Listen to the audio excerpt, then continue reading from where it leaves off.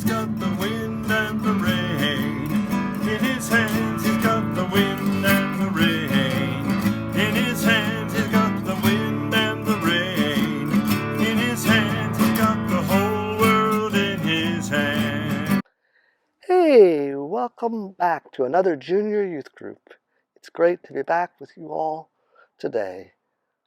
We hope you all have a wonderful Easter. We want to wish you a happy Easter today. Today our theme is Earth Day. So all this month in your packets, you'll be receiving all sorts of fun Earth Day crafts and activities and items that support different charities that work to care for our Earth. Today we've got a great story entitled Sydney the Seal Saves the Sea. It's going to be read by Ethel, and she does a wonderful job, and you're going to love this story. It's a great story. We also have a wonderful song by Paul singing, God's got the whole world in God's hand. In the very first book of the Bible, Genesis, we hear the story of creation. And after God has created the earth and the animals and the plants and the ocean and the mountains and everything, and each of all of us, God puts humans in charge of caring for the earth. Each of us has been given a job by God to care for God's creation and all God's creatures. Well, with that, let's head on in for our story. Hello, I'm reading from Sydney the Seal Saves the Sea.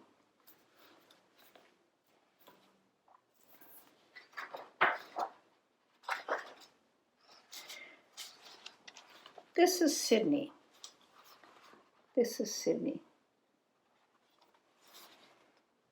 Sydney is a young seal who lives in the North Sea. He has 4 fins, which help him swim very well. The sea is Sydney's playground.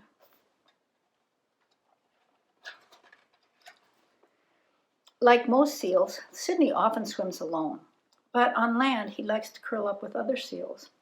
On the sandbanks of the tideland, Sydney is protected from predators and can relax with his family. He has a pretty big family.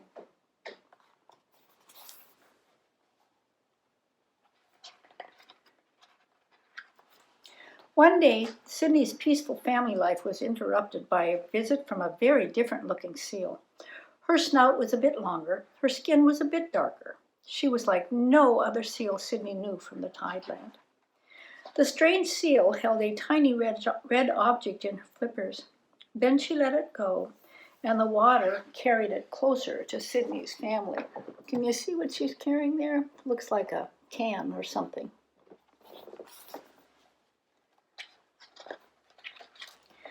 While his family inspected the object, Sydney swam up to the visitor. I'm Roberta, she told him. I'm a gray seal, and I need your help. Will you follow me? Sydney didn't hesitate, and soon Roberta was leading him through algae forests and deep gorges. Eventually, the 2 seals came to a rocky landscape, and Sydney was startled by what he saw. Look, Roberta whispered to him, someone has thrown away an old fishing net, and a walrus is tangled up in it. Sydney quickly saw what must be done. We have to rescue it, he told Roberta, together. Roberta and Sydney got to work, pulling at the net with their teeth. When the snares loosened, the walrus swam off, and so did Roberta. Follow me, she said, swimming away. As they continued, Sydney noticed a swarm of jellyfish floating lifelessly in the water. They're actually plastic bags, Roberta explained, and they make the sea creatures who prey on the jellyfish sick. Sydney's flippers were getting tired when Roberta stopped. They had reached Roberta's home, and Sydney could not believe what he saw. Roberta's family was surrounded by discarded trash. Plastic bags, bottles, and even toys floated about. Beneath the surface, things got even worse. You can say that again. Look at that pile of trash from below the surface. There was a huge pile of garbage. Now you see why I swam to your family for help, Roberta explained. If things don't change, your tideland will be covered in litter too. Sidney worried that his family's help would not be enough. We'll need all the animals, he insisted. Every snout, every fin, every tooth, and every pincer.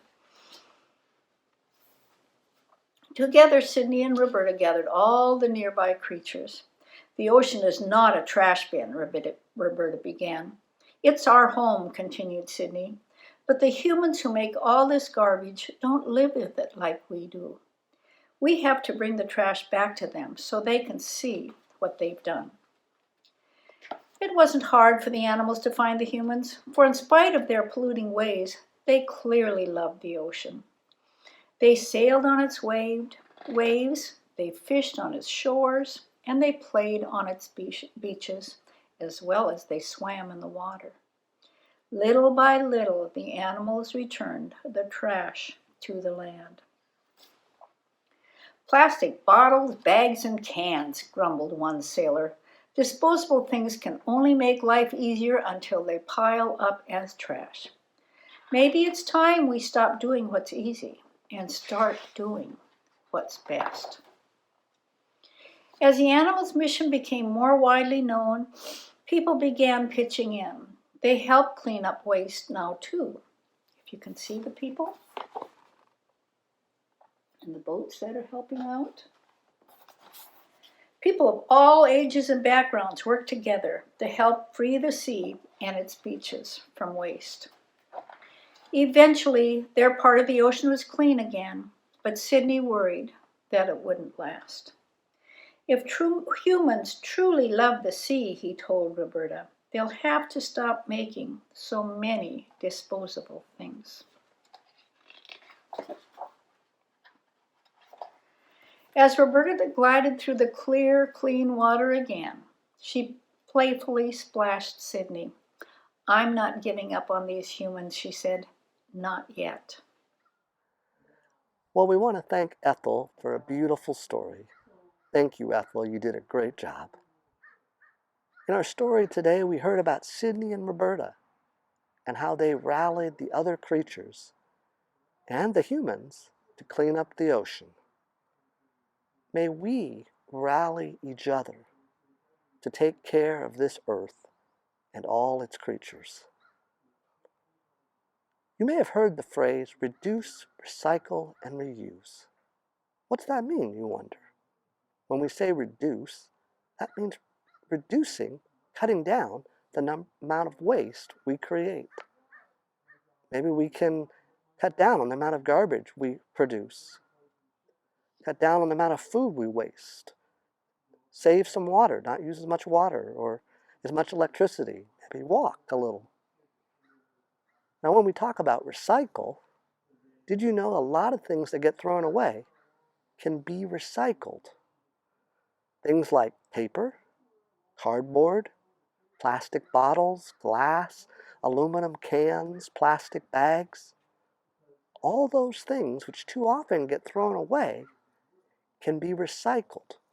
That means they're broken down into their basic things and then used to make new things without having to reuse any other resources.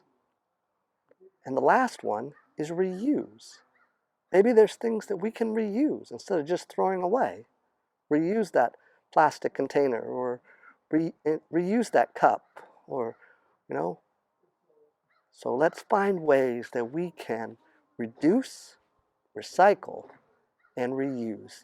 Well, with that, we're going to head on in for our Earth Day Trivia Challenge. Welcome to our game for today, Earth Day Trivia. Remember to recycle, reduce, and reuse. Here's our first question. When was the first Earth Day celebrated? A. April 4th, 1964.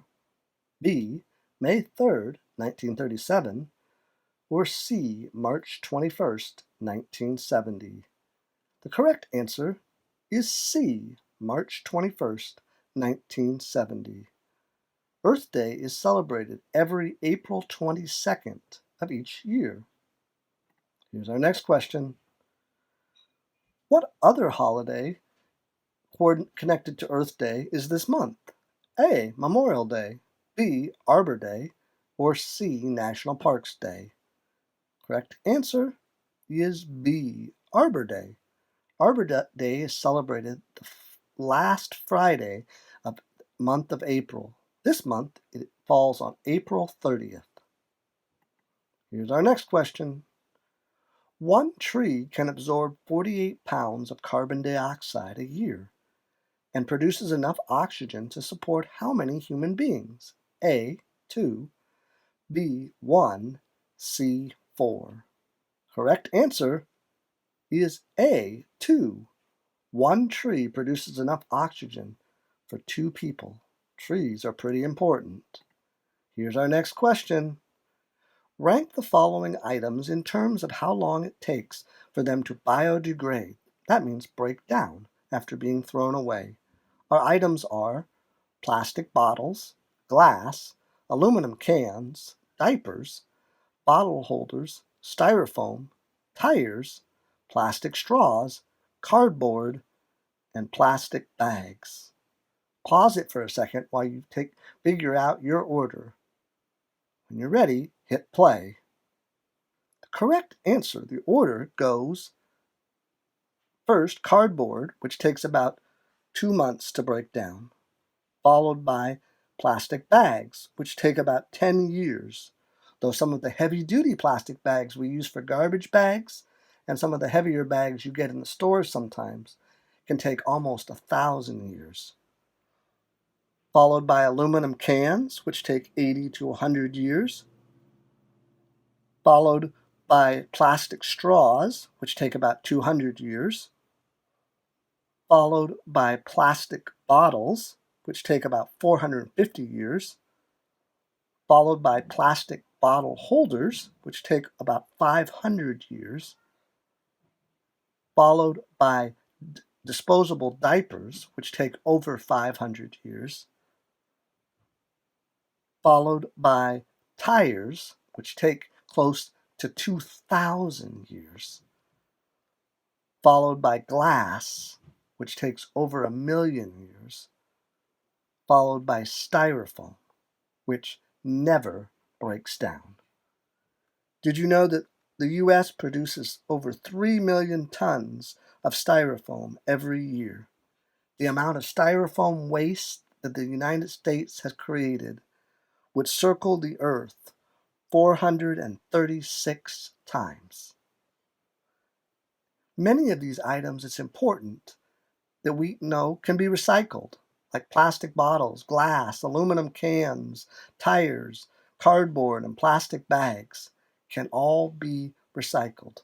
Let's remember to reduce, recycle, and reuse. Here's our next question. The United States goes through more than how many trees to create pulp and paper every year? A, 20 million, B, 350 million, or C, 90 million? Correct answer is C, 90 million trees. That's a lot of trees. Here's our next question. Through charities, you can plant a tree for about how much? A, $1, B, $20, C, $10. Correct answer is A, $1. What if for every ream of paper that we used in our households, we donated the funds to plant a tree? Just a thought. Here's our next question. What are things you can do to create less waste and care for the earth? A, recycle, B, conserve water, C, plant trees, D, walk more, E, don't waste food, F, save electricity, G, compost, H, pick up trash, I, don't waste paper. And J, all of the above. Correct answer is J, all of the above. Thanks for playing Earth Day Trivia. Let us remember that God has called us to be the caretakers of the earth. Well, with that, let's head on in to join Paul in the singing of God's got the whole world in God's hands. Hi, my name's Paul Pritchard. I'm holding the world in my hands. I live here, and my daughter lives over there, clear on the other side. But today we're going to take a tour around Albany, and the world's going to go. He's got the whole world in his hands. He's got the whole wide world in his hands. He's got the whole world in his hands. He's got the whole world in his hands. Go, Albany. He's got the wind and the rain in his hands. He's got the wind and the rain in his hands. He's got the wind and the rain in his hands. He's got the whole world in his hands. He got the little tiny baby in his hands. He got the little tiny baby in his hands. He's got the little tiny baby in his hands. He's got the whole world in his hands. He got a you and me brother in his hands. He's got a you and me brother in his hands. He's got you and me brother in his hands. He's got the whole world in his hands.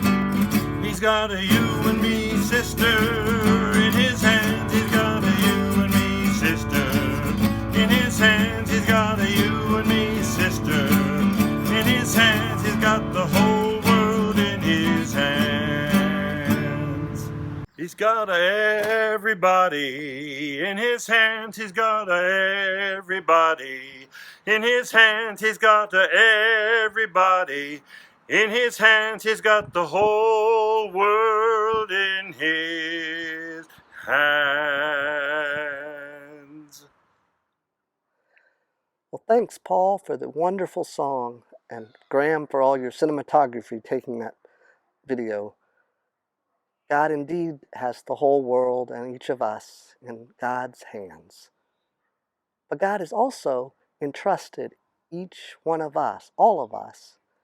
God has put the world in our hands, calling us to be caretakers of this creation and its creatures. Well, we're wishing you all a happy Easter and a wonderful Earth Day month. We'll see you next time. He's got the wind and the rain in his hands. He's got the wind and the rain in his hands. He's got the wind and the rain in his hands. He's got the whole world in his hands. He got the little tiny baby in his hands. He got the little tiny baby in his hands. He's got the little tiny baby in his hands. He's got the whole world in his hands. He got a you and me brother in his hands. He's got a you and me brother in his hands. He's got you and me brother in his hands. He's got the whole world in his hands. He's got a you and me sister